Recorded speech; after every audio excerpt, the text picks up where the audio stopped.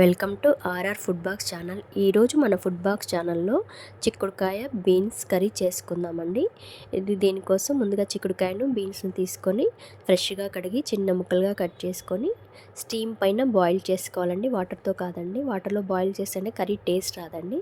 Steam పైన ఒక 10 minutes పాటు బాయిల్ చేసుకున్నాక చూడండి, ఇప్పుడు మన చిక్కుడుకాయ బీన్స్ చక్కగా బాయిల్డ్ అయ్యాయి కదా, తెలుస్తుంది కదా. ఒక 10 మినిట్స్ పట్టిందండి నాకు. ఇవి ఇప్పుడు పక్కన పెట్టేసుకొని స్టవ్ పైన కడాయి పెట్టి కడాయిలో ఒక 2-3 టేబుల్ స్పూన్ల ఆయిల్ వేయాలి.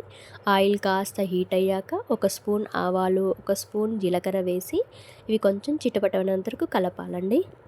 తర్వాత 2-3 పచ్చిమిర్చి తీసుకొని సన్నగా పొడవుగా కట్ చేసుకొని వేసుకోవాలండి. ఇవి కాస్త పచ్చిమిర్చి ఫ్రై అయ్యాక ఒక ఉల్లిపాయ తీసుకొని చిన్న ముక్కలుగా కట్ చేసి వేసుకోవాలండి. ఉల్లిపాయ కాస్త సాఫ్ట్ అయితే సరిపోతుందండి, మరీ ఎర్రగా అవ్వాల్సిన అవసరం లేదండి. దీంట్లో చిక్కుడుకాయ బీన్స్ కర్రీలో మెంతాకు బాగుంటుందండి. మెంతాకు వేసుకొని మెంతాకు కాస్త ఫ్రై అయ్యాక ఇందులో ఒక స్పూన్ అల్లం వెల్లుల్లి పేస్ట్ వేసుకొని అల్లం వెల్లుల్లి పేస్ట్ పచ్చి వాసన పోయేంత వరకు కలుపుతూ ఉండాలండి. ఇది కలిపాక దీంట్లో మనం ముందుగా బాయిల్ చేసి పెట్టుకున్న చిక్కుడుకాయ బీన్స్ వేసుకొని కొద్దిగా పసుపు, రుచికి తగినంత సాల్ట్ వేసుకొని బాగా కలిపి 1 నిమిషం పాటు మూత పెట్టి పక్కన పెట్టాలండి. 1 నిమిషం పాటు మగ్గినాక మళ్ళీ మూత తీసి చూడండి, మనకు చిక్కుడుకాయ బీన్స్ చక్కగా ఫ్రై అయినట్టు తెలుస్తుంది కదా అండి.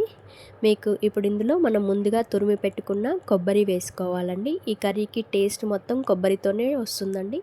కొబ్బరి కాస్త ఎక్కువ కావాలన్నా వేసుకోవచ్చండి, చాలా టేస్టీగా ఉంటుంది. ఇది మనం అన్నంతో కానీ చపాతీతో కానీ ఎలా తిన్నా చాలా బాగుంటుందండి.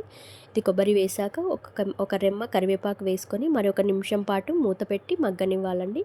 ఇది మీరు కూడా ట్రై చేసి టేస్ట్ ఎలా వచ్చిందో చెప్పండి. చూడండి, మన చిక్కుడుకాయ బీన్స్ కొబ్బరి తాలింపు కర్రీ రెడీ అయిందండి.